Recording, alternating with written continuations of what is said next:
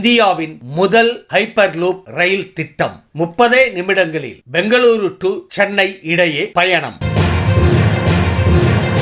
இந்தியாவின் முதல் ஹைப்பர்லூப் திட்டம் நகரங்கள் இணைப்பில் புரட்சியை ஏற்படுத்த உள்ளது.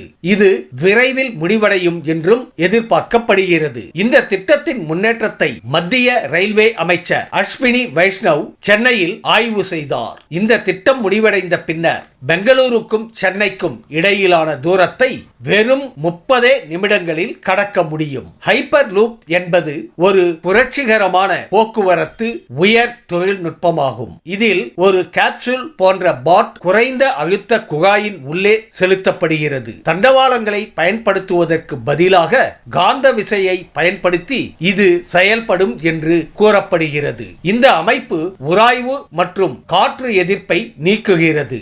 இது மணிக்கு 1000 கிலோமீட்டர் வேகத்தை அடைய அனுமதிக்கிறது.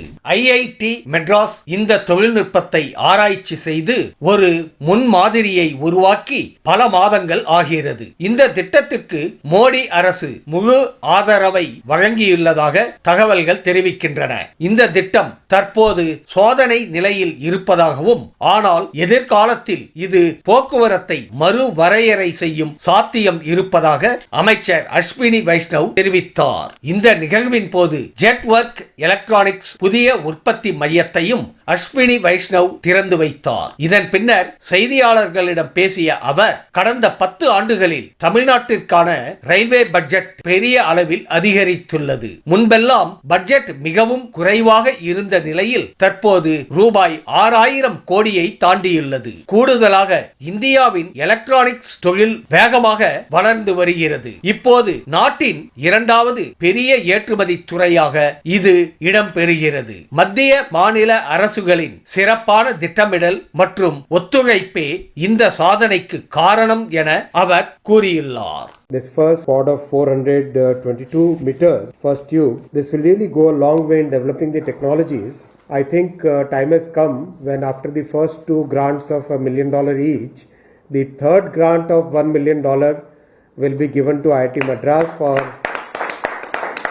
further developing the Hyperloop project in a nice way.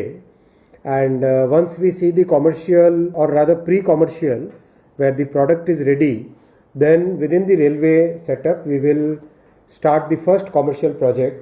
We will decide a site which can be used for good commercial transportation of, let's say, some 40-50 kilometers.